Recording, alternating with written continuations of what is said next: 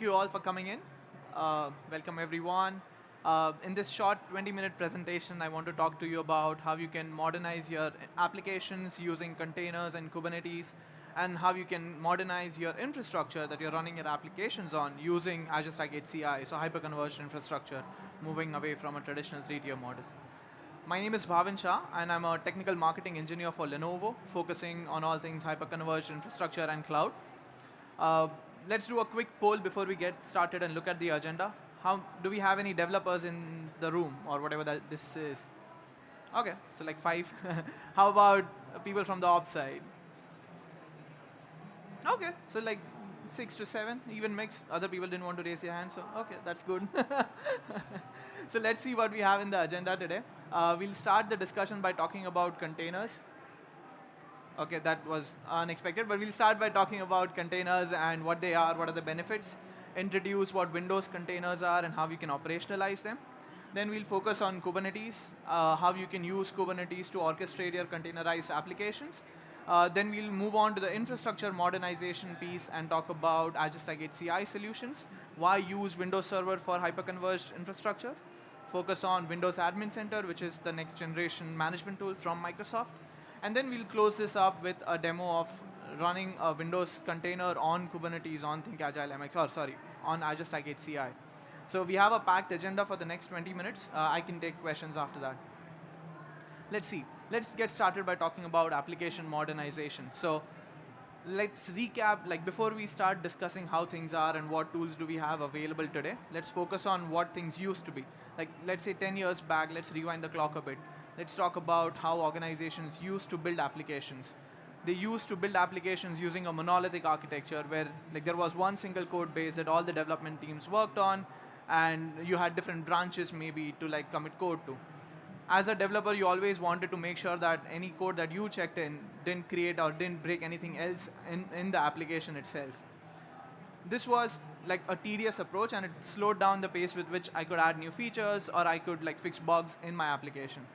Now we have newer tools, newer technologies, and people are moving away from monolithic to say a microservices-based application architecture, where each individual development team can iterate on their own, iterate independently, add new features or fix bugs in their service or in their part of the application without worrying about the rest of the application, as long as they keep the APIs between the different services consistent.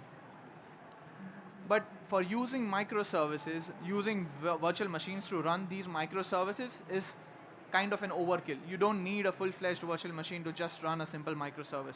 For that, you need something that's lightweight. For that, you need something like a container. Containers, I'm pretty sure almost all of you might already know what a container is. But to quickly summarize from say a 100-foot view, containers help you containers enable operating system isolation, so it helps you run multiple services on the same guest OS platform. Containers basically help you package up your application code along with all of its dependencies into a lightweight container image that you can deploy on-prem or in the public cloud, depending on what your architecture is. If I want to deploy if I want to just update a new package in my dependency, I can create a new container image and then deploy it or replace my existing container with it. It is estimated to have more than like 1.5 billion containers running in productions in the next 2 years. So we need a solution on how we can orchestrate all of those containers. But before we talk about the orchestration solution, let's talk about what Windows containers are and how you can use them. So Windows containers, like most of you already know what Linux containers are, but Windows containers have also become a mainstream item in the last year. Windows containers help you run your .NET Core applications or .NET Framework applications, even Win32 APIs, as containers rather than deploying them on virtual machines. There are two ways to run these Windows containers. You can either run them as process isolated containers, where all the containers are running on the single guest operating system. They share the underlying kernel that's available to them. So it's highly recommended that you not really run untrusted containers on the same bare metal host or virtual host. But then to resolve that issue, we have Hyper-V isolated containers. In this case, each container is deployed in a very specialized virtual machine. So they get their own dedicated kernel, but all of these different containers can still run on the same guest OS, so sharing the same guest operating system. And you can deploy any containers, like doesn't have to be like trusted containers. You can deploy ISV applications or vendors that you don't know of, and you can run everything on the same OS because it achieves a next level of iteration. It adds that additional security boundary around your application. Next up, like there are multiple ways you can get started. Like there are 3 different images that Microsoft manages and uploads to public container registries for you. You can either use like a nano server, which is a few megs in size. It just has .NET Core. So if you are building any new applications, if you are getting started with any cloud native apps, you can just use this base image. But if you need the whole .NET framework, you can use the server core image. And again, it's a few more than a gig in size, more than what's the traditional size for a Linux container, but still it gives you added functionality. And then last we have the Windows Server container itself. It is like 3.5 gigs, but it has the entire Win32 API set. So based on what your application needs or what your service actually needs, you can decide on what image to use. And Microsoft manages all these images and makes it available for you to just download and use as the base operating system for a container. Like connecting this back to the isolation modes, as a developer, you don't have to decide on which version of containers to use or what isolation method to use when you are developing your application. You can make that decision at runtime when you're actually deploying your application, and you can either choose to run process isolated containers or Hyper-V isolated containers. As we discussed, like we need something that can help us orchestrate all of our containers, and this is where Kubernetes comes into the picture. Kubernetes is an open source system that's currently being managed by the Cloud Native Computing Foundation, and it helps you automate the deployment, orchestration, management, and scaling of your containerized applications. It has like built-in primitives for deployment, monitoring, scaling. It helps you with rolling upgrades. And in the next slide, we'll actually look at how it does this by talking about some of the basic constructs that Kubernetes has. It gives you true workload portability because it gives you a uniform or a consistent abstraction layer. So as long as you have Kubernetes running on-prem or in the cloud, you can deploy your same containerized applications, again, either on-prem or in the public cloud. Okay, now let's look at the basic constructs. Let's start by talking about pods. We were talking about containers till this point, but Kubernetes directly interacts with pod. So pod is like the smallest addressable unit that Kubernetes has. It's a collection of one or more containers. So containers that live in the same pod share the same underlying storage space, and they share the unique IP that Kubernetes assigns to its pod. So whenever you deploy your applications in Kubernetes, it's deployed as pods. But how do you like expose the utility or the functionality that a group of pods is providing for your application? This is where something like a Kubernetes service comes into the picture. Service can, like in the simplest term, it can be a load balancer where it's accepting requests and forwarding it to the pods that are sitting behind it. Then we have the concept of volumes and namespaces. Volumes basically help your containers, which are supposed to be ephemeral in nature and can reboot and restart, to persist state. You can mount these volumes to the pods and store your data in a persistent way. Then you have namespaces. Namespaces basically allow you to like divide up your one big cluster into multiple logical resource pools. So you can deploy multiple applications, or you can give access to the same Kubernetes cluster to multiple users or multiple development teams. Then you have replica sets and deployments. Replica sets add a layer of resiliency for your application. So it helps you maintain desired state. For example, let's say for a particular application, I need 5 copies of a pod running in my cluster. I can set that in my YAML file that I built, and the replica set controller will always run a reconciliation loop to ensure that my desired state matches the current state. And if they don't, it automatically adds new pods or deletes pods to like make sure that it's the state it's supposed to be. This is like a thermostat or a cruise control on a car. Once you set a desired state, it will always make sure that it adheres to it. Deployments add additional functionality to replica sets.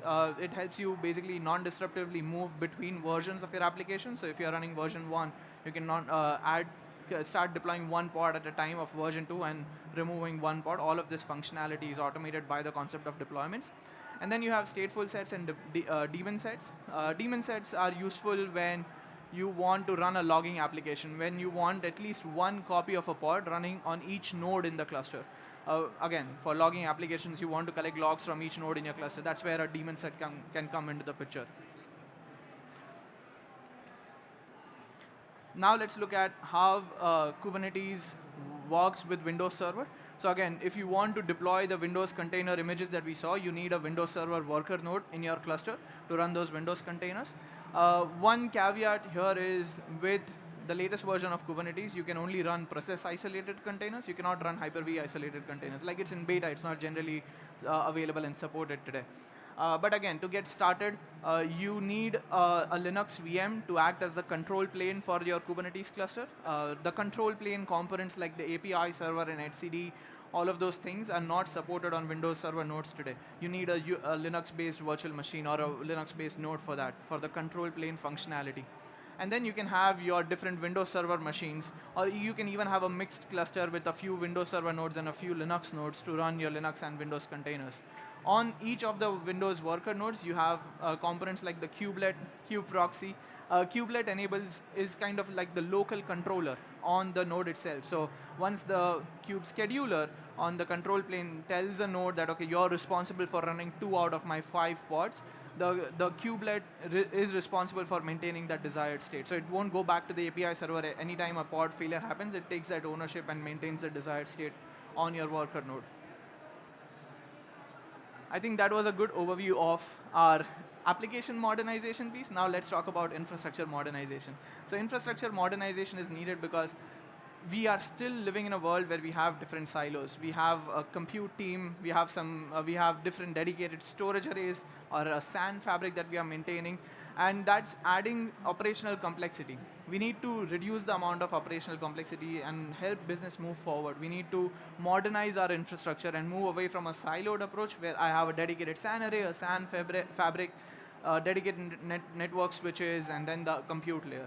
I might have different tools and different admins doing all of these different tasks. I can modernize and streamline my operations and move to a hyper-converged infrastructure model that basically uses standard x86 servers and like regular 10 gig or 25 gig Ethernet switches without any additional functionality. And it helps me run perform all the same functions, run my virtual machines, get my clustered shared volumes on an HCI cluster using the local drives that are connected to the physical servers itself that are part of the cluster.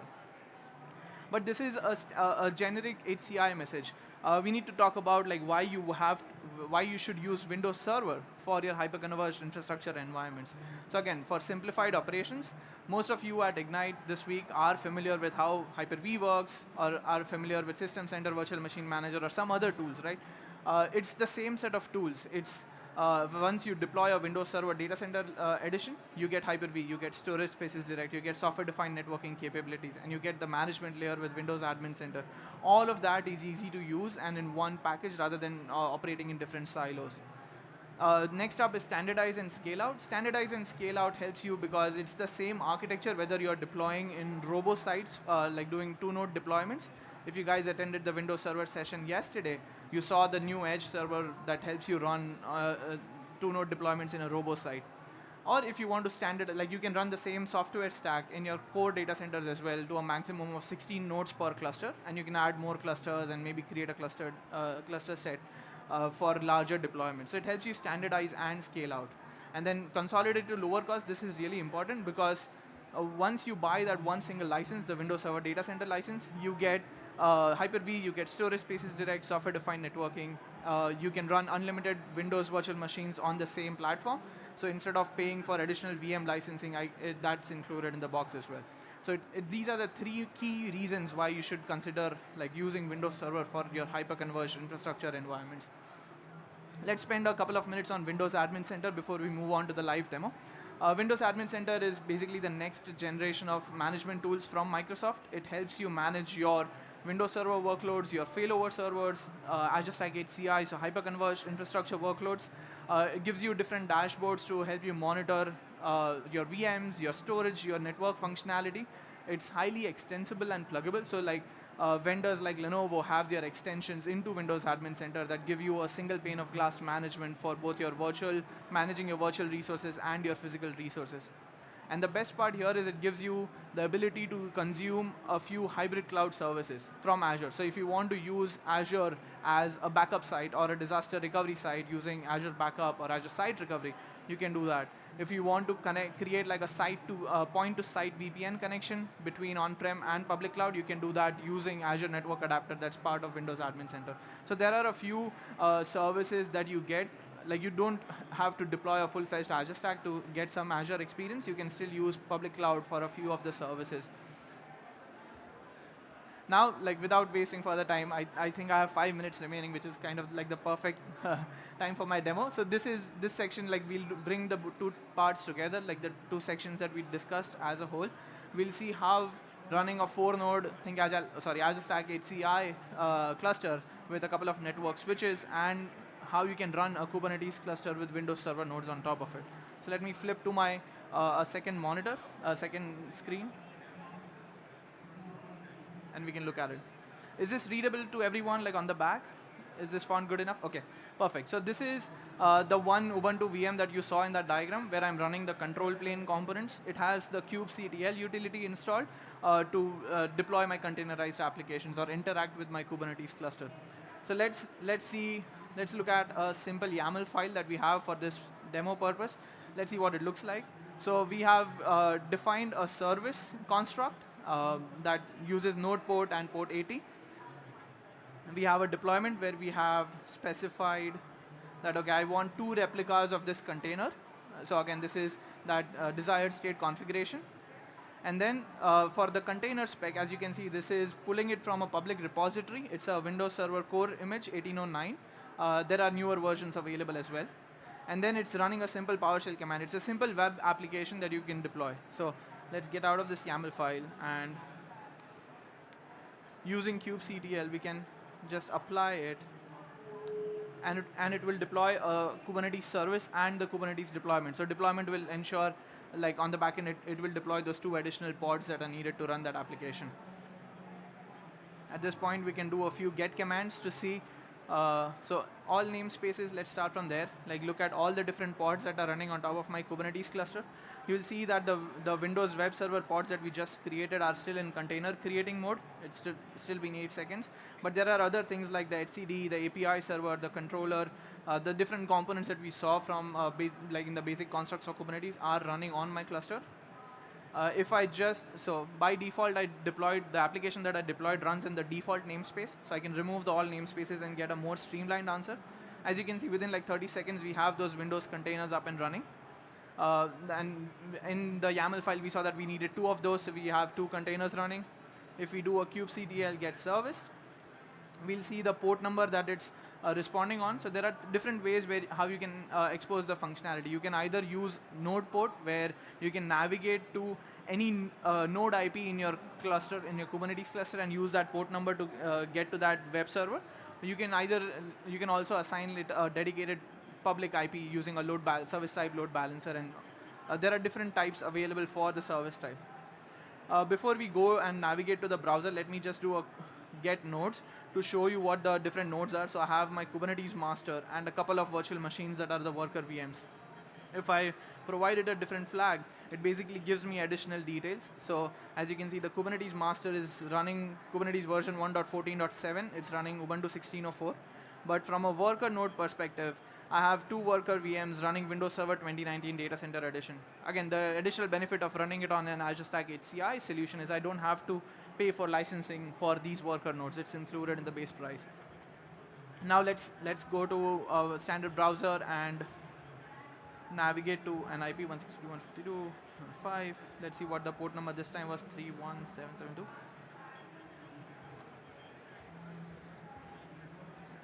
Let's hope this works. Okay. And we have the simple web server. Again, if I refresh, the count will go up, and that means that it's working. And I think that's it for the demo. Let me flip back to my presentation. Hopefully that was helpful, and you can stop by the Lenovo booth and we can have a detailed discussion, but this was just, again, 20 minutes. And this slide, okay. Now,